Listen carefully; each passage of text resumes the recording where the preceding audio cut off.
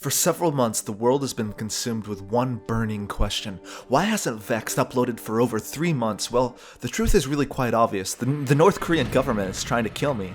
Ever since traveling to North Korea, it's been obvious I've been under watch. For the past few months, I've been hiding in the one place the North Korean spies won't be able to find me.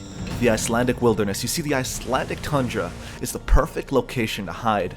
Iceland is located in the corner of the world just a few miles south of the Arctic Circle. Any further north, in solo human habitation would be dang near impossible. They can only get me a few months of the year, when the place isn't barricaded by snow. You might just think I'm a YouTuber gone insane and paranoid, but I'm not. After all, the North Korean government has shown they don't play by the rules. They will go to any length to eliminate anyone opposing their regime. Take for instance Kim Jong-nam, true heir to the Korean throne, assassinated in broad daylight in an international airport by North Korean spies. Bam! Gone in 15 seconds. If I'm not safe in a secured place with hundreds of witnesses, then the obvious place to hide is the wilderness. I've thought of every detail, and this place is perfect. You see, the regime's assassination weapon of choice is the banned chemical known as VX nerve agent. One breath of that and it's all over. The chemical weapon has one weakness though, a melting point of 3.9 degrees Celsius. If it doesn't melt and turn into vapor, it's essentially rendered useless. Icelandic volcanic activity has resulted in overabundance of hot springs, my only refuge during the bitter cold, freezing winter months. Access to a plethora of crystal clear, fast-flowing water helps sustain my inevitably doomed life. Additionally, boiled volcanic water is able to kill off remaining bacteria and parasites. All this manages to keep me alive. The natural beauty of the heath keeps me calm and gives me sanity during my otherwise torturous and meaningless solitary existence. Every once in a while, my memories of North Korea resurface, triggering my post-traumatic stress disorder, sending me into a violent, unstoppable rampage. But at least hundreds of miles from civilization, people are safe from me, and I'm only a danger to myself. Survival isn't easy. There's hardly any food out here, and no way to cook it. A lot of people have done some pretty stupid things in their lives, and I can say by far one of the most idiotic things I've ever done was illegally entering North Korea. I haven't talked about this before because it really doesn't feel real. When I say I went to North Korea, it just doesn't seem like it actually happened. And not only that, I was almost caught illegally entering North Korea and sent to a prison camp. And I suppose now I see two versions of myself. One version is standing safe and sound right here in front of the camera talking like almost nothing is wrong, and there's another version of me still in North Korea in a prison camp somewhere, probably doing a lifetime of hard labor, and it's just hard to see that my life could have split into these two paths, and I'm here right now and the other path doesn't seem like it was ever a possibility, but it really was. You see, just a few months ago I had this plan. This plan was to go to North Korea, take as much video and photos as I can, document it, and upload it for the world to see. However, I'm a YouTuber, and without approval from the North Korean government, what I would be doing would be illegal, because technically this would be considered journalism, and entering North Korea on a tourist visa to do journalism is, that's a really bad idea. So I was just a naive 20-year-old with a YouTube channel, and I still am. I lied about the fact I was a YouTuber and why I was really planning to go to North Korea. I wasn't really going to North Korea to see North Korea. I was doing it so I could produce some sort of video for you guys. You see, I was really almost caught while I was there. I aroused a lot of suspicion. I was warned multiple times.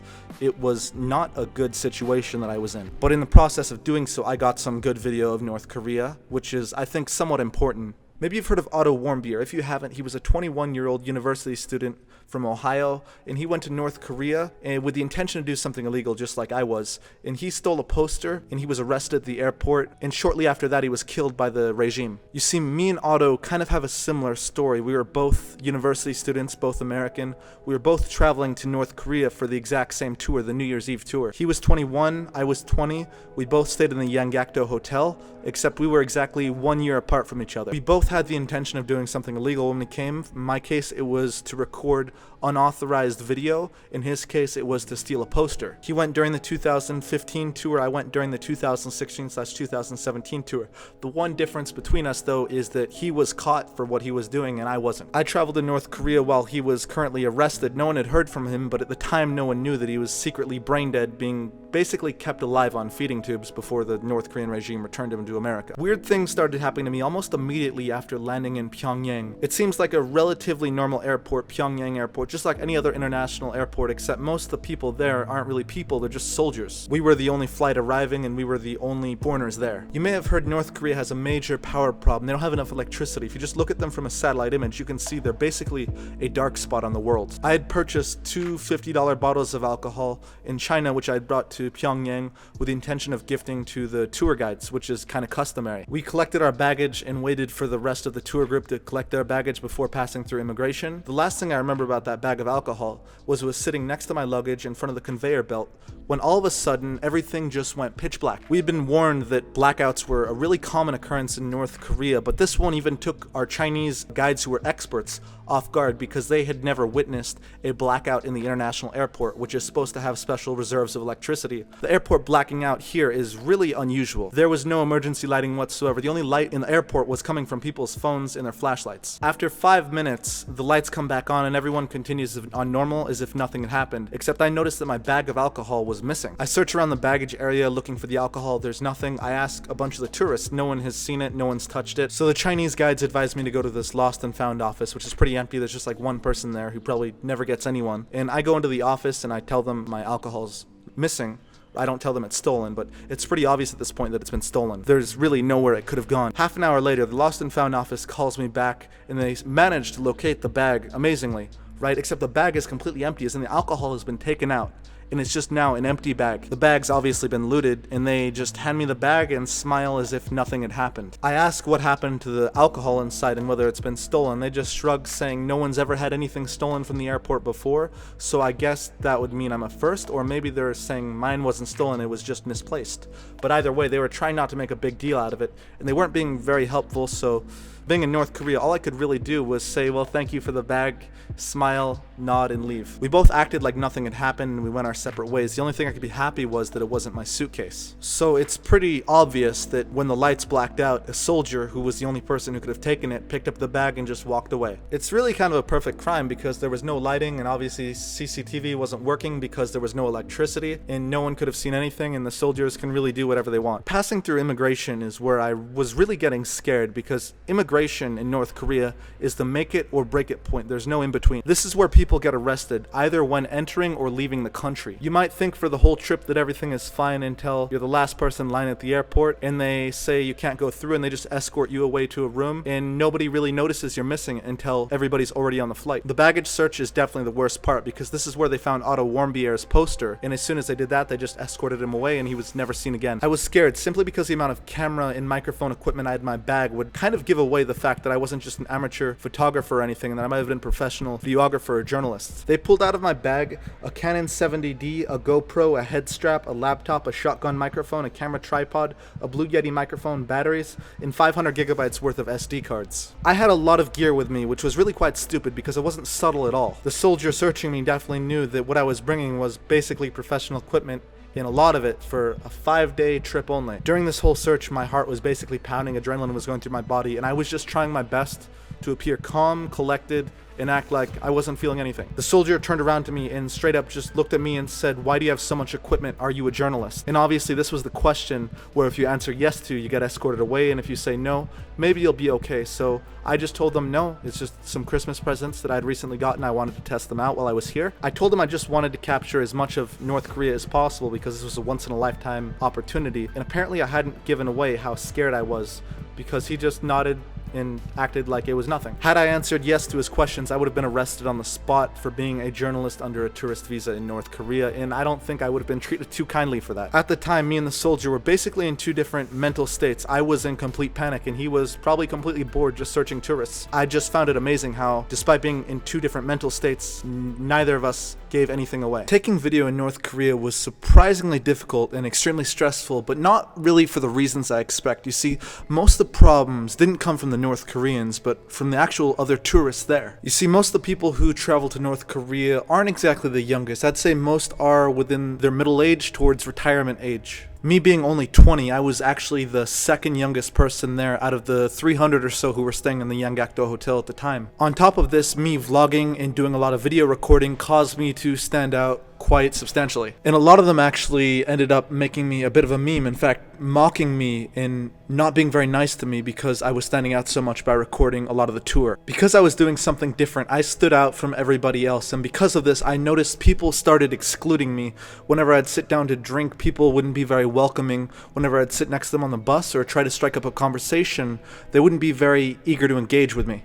In fact, they would quickly try to end the conversation, and it was pretty clear they weren't very interested in talking to me. In fact, sometimes as I was walking through the hotel, other tourists would walk past me and they would mockingly shout out that, oh, you must be so popular, and that, oh, people are gonna love your videos. Really, they were just being sarcastic and kind of not very nice. Of course, I hadn't told anyone at the time that I was a YouTuber, because if I had done so, it would have put me under risk. So to them, I was just a nobody filming myself and kind of being a little bit unusual. In fact, I was urged several times during the tour by other tourists, just put the camera down, just listen, just stop wasting your time with this. You're just enjoy North Korea. Well, I got my answer, kind of. Can you take the thing up your head? Yeah, sure. Really want me not to? Yes.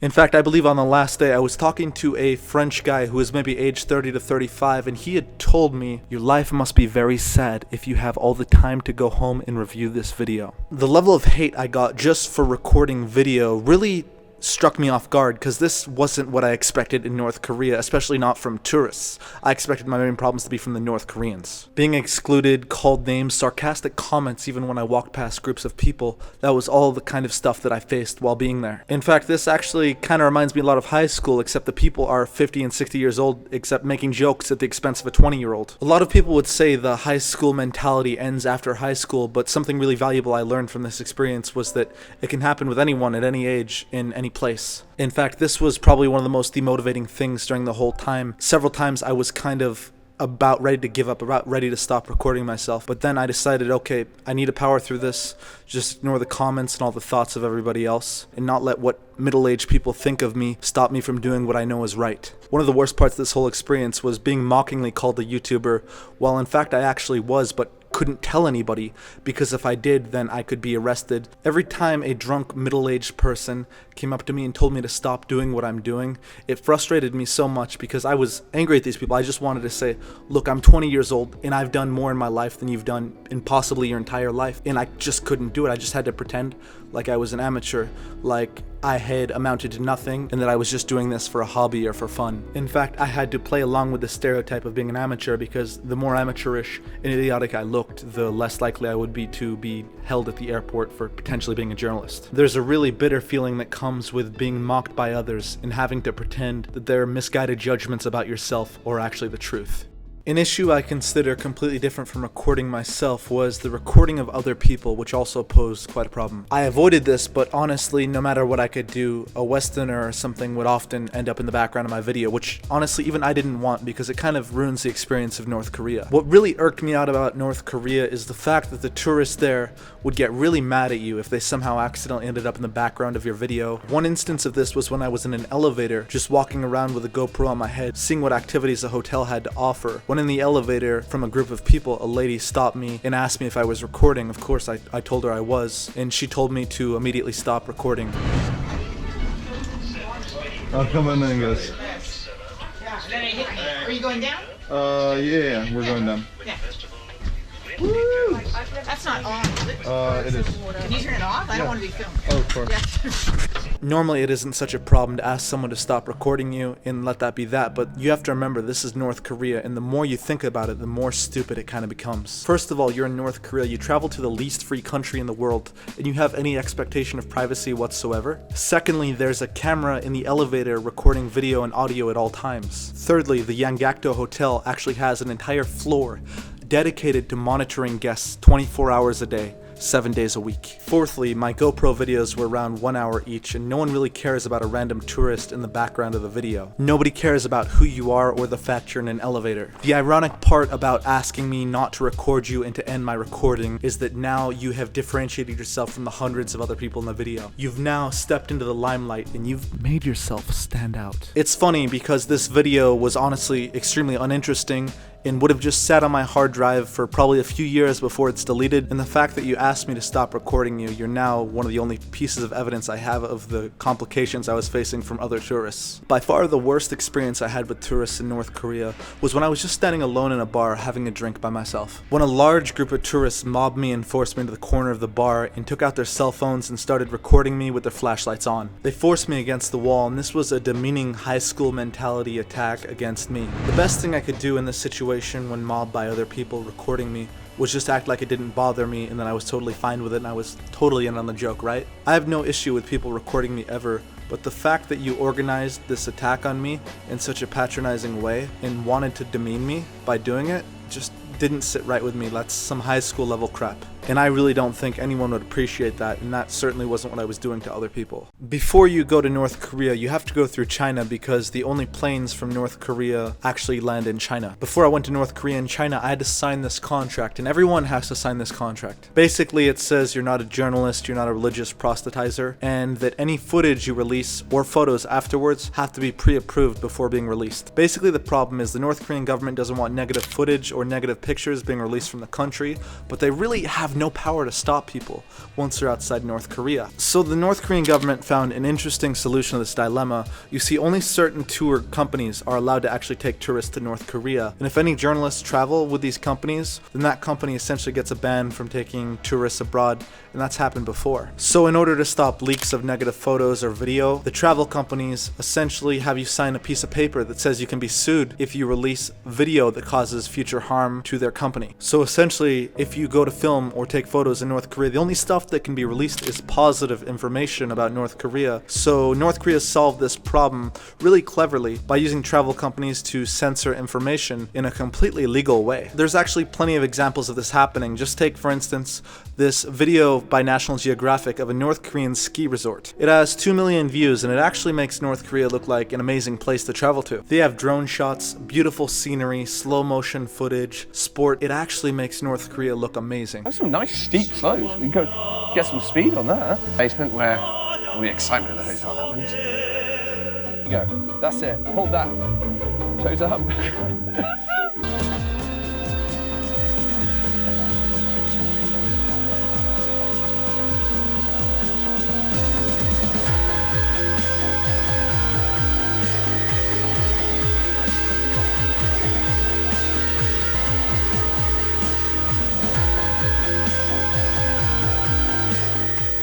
But because National Geographic is only allowed to release positive video of North Korea, this is essentially propaganda because it's one-sided. You only see the positive part and never the negative. If National Geographic was to travel there and end up releasing negative video or information about North Korea, the government would ban any of their journalists or members of their company from traveling to the country again and never being able to film again. Because of this, they wouldn't be able to make videos in the future. So really, if you think about it, National Geographic, just like any other company, has money as their number one interest and not really journalistic integrity. Another instance is FunForLouis, a YouTuber who traveled there and vlogged there. His vlogs made North Korea look like a fun and amazing place to travel to.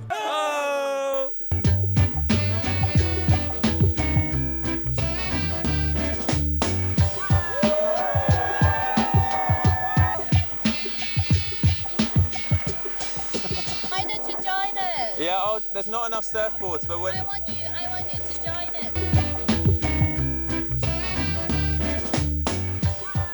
In fact, there was no criticisms or warning about North Korea in that entire video of his. Philip DeFranco actually criticized FunForLouis pretty badly for having sugarcoated the country and not offered any critical perspective of what's going on there. The problem that a lot of people are having, though, is that by just focusing on the positive of North Korea on these very curated, very controlled tours where they show you what they want you to see, it effectively becomes North Korean propaganda, which is terrible because North Korea is one of the most repressive countries out there. You're purposefully presenting it in this positive light, which is actually bad. My personal opinion is I think that he didn't talk about the negative stuff because he doesn't want to screw over the guy that got him there. I mean, we're talking about a country where people people have visited, they spoke out against the country, they then visited again, and then they get life in prison. And so did other news articles, because what FunForLouis had released was actually propaganda, because everything was positive and there was nothing at all negative about the country. FunForLouis then went on to defend his vlog, saying he's not about political commentary and that he just wants to have upbeat and happy videos about everywhere he goes. Hey guys, I'm making a video today to respond to the massive amount of criticism I've had over my North Korea vlogs.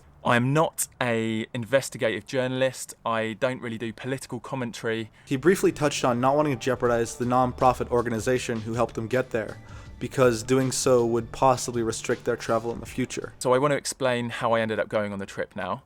My friend Lane posted on Facebook that he was going or wanted to go, so I contacted him and found out that he was going with an organisation that were running their 3rd annual surf school. So the guy organising these trips has been visiting North Korea for 17 years, doing humanitarian relief work. He doesn't work for the government, but he has been building a relationship with the government and with the people there.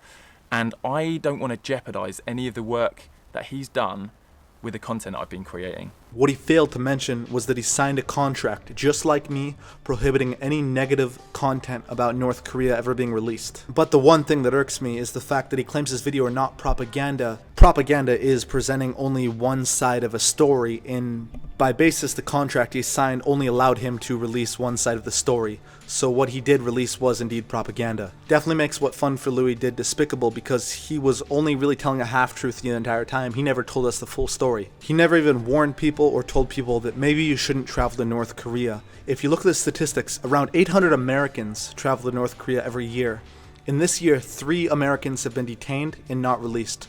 So 800 divided by 3 is about 260. So there's a 1 in 260 chance of an American traveling to North Korea and being held in a prison camp, having their human rights taken away from them, and possibly even killed, as in the case of Otto Warmbier. Louis, you need to understand that any video you make will have consequences down the line. Your videos, Louis, definitely did encourage people, not just me, to travel to North Korea, and you put them at unnecessary risk. By far the most dangerous thing I did in North Korea was sneak out of the designated area on New Year's Eve. You see, we'd been taken to an ice sculpture exhibit just outside Kim Il-sung Square, which is right across from this place. It's like a big library, and it looks like a big palace. Alright, so Kim Il-sung Square is this place where you ever see pictures of North Korean military parades?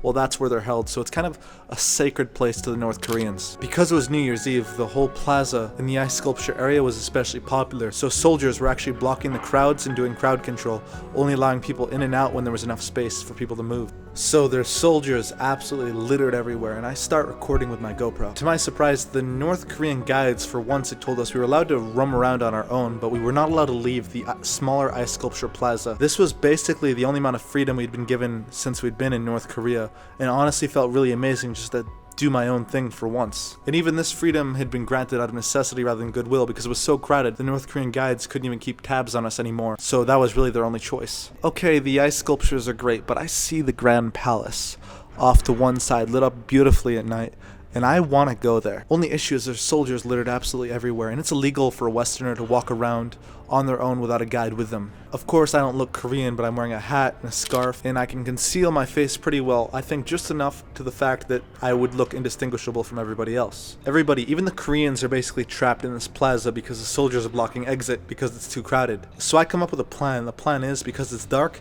and I have clothing covering most of my face, if I just walk into the middle of one of the Korean crowds waiting to cross the street, then I can probably walk out on my own without being recognized. So just in case, I talk to the GoPro and I say, alright guys, I'm really not sure if I'm allowed to do this, but I'm pretty sure I am, even though I know I'm really not. That's just kind of an alibi.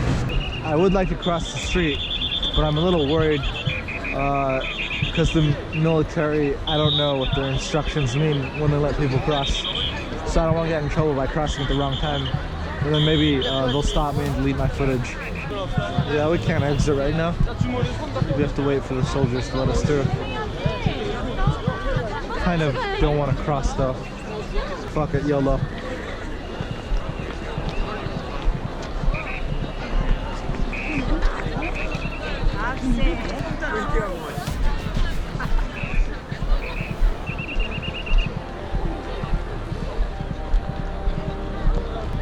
Now this is the plaza. There's so many soldiers here.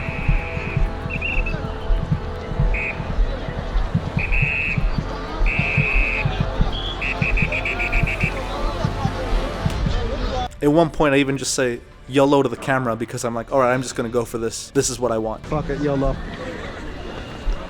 Even if I do get caught, I can probably just claim ignorance, I think. So I join the crowd, my heart starts pounding. Eventually the soldiers let everyone cross the street. I'm in the middle of the crowd. I manage to get past the soldiers without an issue. Nice. While all the other tourists are locked away in that plaza, I'm basically walking around Pyongyang on my own, unaccompanied. So I'm just exploring, and I notice obviously a lot of Koreans are kind of staring at me because they can see I'm a Westerner, and they haven't seen many Westerners in their life, to be honest. So I just try my best to keep my head down and keep going. So I see in the square there's lots of kids playing with balls and stuff. I try to get some kids to pass a ball to me. With no success, they weren't really that eager to interact with me. Eventually though, I managed to find a crowd of kids and I convinced them to toss the ball at me.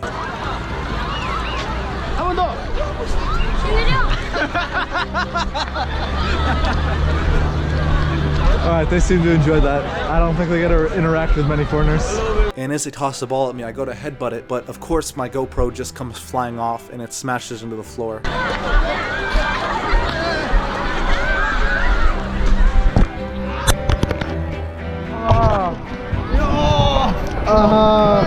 Obviously the lens breaks. I'm really panicked because I'm outside of where I'm supposed to be, and I think I've just broken my GoPro, the lens has come off, so I just turn off the recording at this point. This is the one time in my life I wish I was recording, but stupidly I wasn't. After I stop recording, I'll start walking back towards the ice sculpture plaza to get back inside, when this kid sees me. And out of the hundreds of people in the plaza, he's the only one who actually had the courage to approach me. He comes up to me and says hello, and I smile and I say hi back, but it's pretty obvious that his English is really not very good at all. Obviously he doesn't speak much English and I have absolutely no Korean. Despite this, I try to talk to him because this is really my only chance to talk with a North Korean without having it scripted. He asks me my age and I say I'm 20, and I ask his age and he says he's 15. He asks me where I'm from and he doesn't seem to understand the word Ireland, so I just explain I'm from America. He asks me what I think of Pyongyang and I give him a neutral answer. I just say, oh, it's very different and very interesting, which is technically true. Pretty quickly we hit the limits of his English and we run out of things he's able to talk about. This though is probably one of the most touching moments of my life. For whatever reason, he decides to grab my hand and he holds it tightly and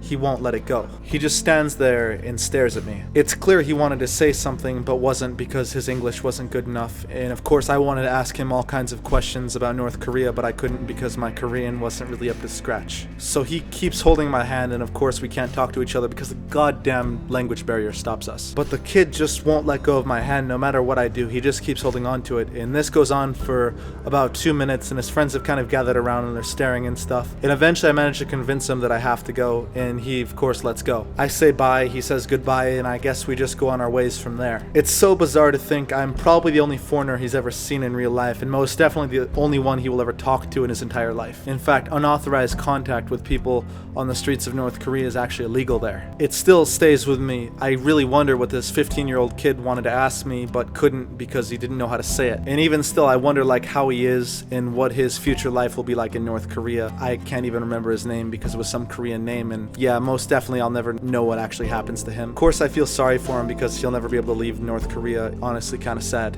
Before I left, I said he should study more English, and I hope maybe I had some sort of positive impact on his life, being the only foreigner he's ever spoken to, and I hope that maybe I was able to dispel some of the stereotypes he might have had about us. I really hope he'll be able to see past the propaganda about foreign countries and foreigners. I hope I left the impact, and I know he definitely left an impact on me. I continue on my way back towards the edge of Kim Il-sung Square, and eventually I reach the point where there's soldiers and I have to cross the street again. So I pull my hat down, I pull my scarf up, I join the middle of the crowd just like I had before. I just wait for the right moment to pass. Eventually the soldier signals everyone to move into the new plaza, and I walk, and eventually the dude puts his arm down and blocks the crowd right where I'm now at the very front row of this crowd. I'm in plain sight, but I just look down and try to act normal and act like I'm not really worried and not suspicious at all. Because the crowd had moved so far up, the soldier actually tells everyone with his hands to like move back and stuff, and everyone starts moving back, including myself. I reach the point where I'm not able to move back any further without pushing people over or hurting anybody. And out of nowhere, he just comes up to me and he pushes me over, and I fall on my ass, and of course I get back up because I was just pushed by a North Korean soldier. I push myself back as far as I can to the crowd with full force. Luckily I wasn't hurt, but he didn't notice I was a foreigner, because if he had, I'm pretty sure he wouldn't have pushed me. But him pushing me actually got the attention of another soldier on duty, and the soldier was able to see that I'm a foreigner, so he reaches into the crowd and grabs me by the clothes and he pulls me out. At this point, I'm really worried because I know I've been caught. He knows I'm a foreigner, and I'm really not sure what will happen at this point. But luckily, he just pulls me into the ice sculpture plaza and leaves all the Koreans outside because he knows that I'm not supposed to be out there. He doesn't say anything, and I'm let back into the plaza, and I'm able to go on my own way. He obviously knew I wasn't supposed to be out there because he pulled me back in. But I count myself lucky because, you know, he could have done much worse than that. Wow, what an experience. I was actually caught outside of Plaza trying to get back in. And not only that, but I was actually pushed over by a North Korean soldier. Now, how many people can say that that's happened to them? But this experience really tells us something about North Korea. North Korean soldiers really aren't a force to be reckoned with and will get aggressive really quickly and without warning. This explains why the crowd was pushing so hard backwards. Because if they didn't, then what happened to me will probably happen to them. If you get an order from a North Korean soldier, you basically follow it or you face the consequences. Those 15 minutes after I ended the GoPro recording are some of the most dangerous and yet heart-touching moments in my life. Okay, so one major mistake I made before going to North Korea was the night before I left from Tokyo to Beijing, I was hanging out with my roommate. We were drinking and I was testing the new camera equipment I just bought. I wasn't very experienced with using cameras at this point. We were walking the streets basically early in the morning, laughing about North Korea, making jokes, and basically joking about how I'm gonna end up like Otto Warmbier or something. We said bad things about Kim Jong-un and whatnot, and I recorded a bunch of it. For some reason, I was really stubborn, didn't want to delete that footage, so I took it with me to Beijing. A few hours before my flight to Pyongyang, I realized I had to do something with this footage. I couldn't take this footage to North Korea, so I tried to upload it to Google Drive only to remember that Google is blocked in China. Plus, I don't have the upload speed to put it in the cloud before I leave to Pyongyang. I come up with this idea, which I now call a really stupid idea, and that was to actually encrypt the video. Okay, so it's about 12 hours before my flight to Pyongyang, and I've just realized I have a bit of a problem. My idea was to put these vlogs up in the cloud. That way, once I get back to Ireland, I can just download them again. But unfortunately, that's not the case because the Great Firewall of China prevents me from using sites like Dropbox or Google Drive. So basically, that means I can't put my data on the cloud, which means I'm gonna have to take these vlogs with me to North Korea. So I've done a little bit of research, and this is the best solution I've come up with. So basically what I'm gonna do is I'm gonna change the name of all my vlogs. I'm gonna change the extensions to .dll. I'm gonna encrypt that, and then I'm gonna change the extension to that to .dll.mui, and then I'm gonna put those in the Windows registry. Not only am I gonna format all my drives, but once they're formatted, I'm gonna overwrite them with data. That way they can't be recovered. So a little bit of a complicated security issue, and even that's not perfect. Like, at least I'll be the only one with the knowledge to decrypt those videos, but that's the issue. You see, if they do figure out like these files are taking up a lot of space, if they were to happen to search my computer, and basically I'm the weakest link in this chain, which means the issue rests with me to protect my data. If the 1 in 1,000 chance happened that I was like detained or something and they start asking hard questions, can I really trust myself not to give them the password of vlogs which could potentially incriminate me?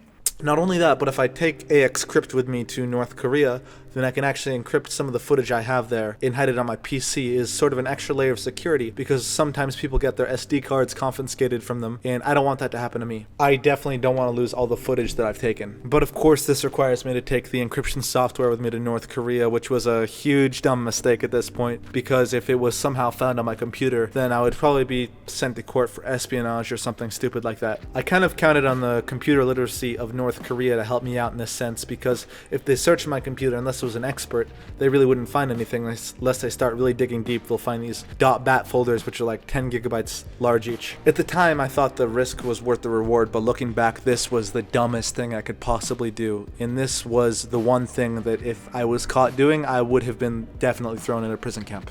Don't take encryption software to North Korea. A lot of people who go to North Korea talk about how a lot of what you see there is scripted, or that everyone's actors or something like that. Staged and exaggerated, or even that the North Korean guides will sometimes lie to you. Naturally, this kind of sounds like a conspiracy, but realizing it's North Korea, yeah, it's possible, but I did manage to capture the North Korean charade basically falling apart right in front of me. One thing the North Koreans are bad at are computers, and when they try to use computers in front of you, even to fake their computer skills, it really shows. So these women here are the workers of this factory, so as you can see in their free time, they come here and they just read e-books from their computers. and While we were at a leather factory, there was this room in the factory full of computers. We were told the computers were there for research purposes and the workers were free to use the computers whenever they want for free time or for research or for whatever, right? A closer look at what they were doing on the computers, though, showed that everyone in the room was learning how to type. They were using a Korean typing software. In other words, none of the Koreans there knew how to type or even use a computer properly. And it gets worse when you look at the boss in charge of the projector at the front of the room. What useful thing is he doing on his computer? Oh, he's looking at North Korean propaganda photos on a Google image search knockoff. Is this really the most useful thing they can do with the computers? And they're showing this to us to show off that they know how to use computers? Well, it's pretty obvious this room was designed as a show for tourists. In other words, those computers were never used by the workers at the factory outside of tourists visiting it, people viewing an animal inside a cage. It really was like a zoo because we were just watching them and they were just trying so hard not to look at us, just focusing on their screens, and it was kind of eerie. That really says an immense amount about North Korean computer competency, because if that's their best attempt at fooling us into thinking they can use computers, well, that's just really ridiculous. And this really shows North Korea doesn't have computers, do they?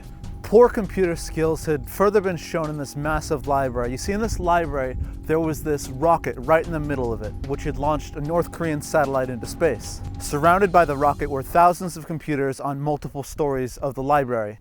These computers were basically at the center of the library, and the whole design of the library was very modern and futuristic. However, only an absolutely tiny number of these computers were actually being used. And the computers that were being used almost entirely by children. Walking around the library, I noticed there was two different things the kids were doing on the computers. They were either using that program to learn to type Korean, or they were watching cartoons. They really weren't putting these computers to any sort of good use. Looks like most of the kids are either learning to type or they're watching videos, which is pretty cool.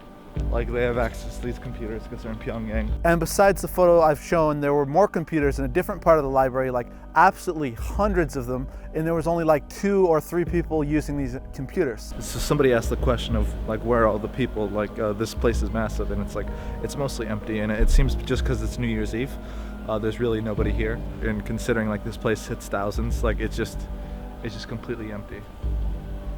One of the most bizarre things about this library and these computers is that Kim Jong-un had visited a year or 2 ago, and he had actually sat down in one of these chairs. And this computer and chair he sat down at actually had a plaque to signify that he had sat here, and basically glorified it with his presence. And even though those computers were barely being used, I'm pretty sure that particular computer, the last person who sat in it was Kim Jong-un, because no one would dare disrespect him by sitting in that holy chair. I asked one of my North Korean guides how the North Korean internet works, and she explained that specialists basically scour the World Wide Web and they find anything useful or productive and save it to North Korean computers. So basically anyone in North Korea with internet access only has access to these North Korean servers, and all that stuff has been carefully gone through. And everything, including videos and movies on these North Korean servers, are essentially stolen or pirated content, but I guess that's not really a law in North Korea, is it? So yeah, if you guys were wondering about the whole thing about me traveling to North Korea, well, that's basically it. And yeah, I was incredibly stupid for traveling there, and I wholeheartedly regret it. That's nothing I'll ever do again. It was not worth the risk. However, something very positive actually came from me going to North Korea, and that was the fact that I'm the first one to release information about the restrictions that visitors are put under. As you guys now know, anything filmed in North Korea has to be pre-approved and only positive, whether taken by journalists, news organizations, or just ordinary people like me. Next time you see any sort of video filmed in North Korea, you now know that it is essentially propaganda, because only the positive stuff was approved. Even stuff like the National Geographic documentary about skiing in North Korea is propaganda, and I guarantee you will not find anyone in North Korea make a video where they criticize their ideology or the regime itself. My whole goal with going to North Korea was getting new information that was previously unknown or inaccessible and sharing it with the world. And I've actually succeeded, because by going to North Korea, I got new information, pictures and stuff that even normal people or even academics didn't previously have access to. So it tells us a little bit more about life in North Korea. Please, please, please don't go to North Korea. There is nothing to be gained by going to North Korea.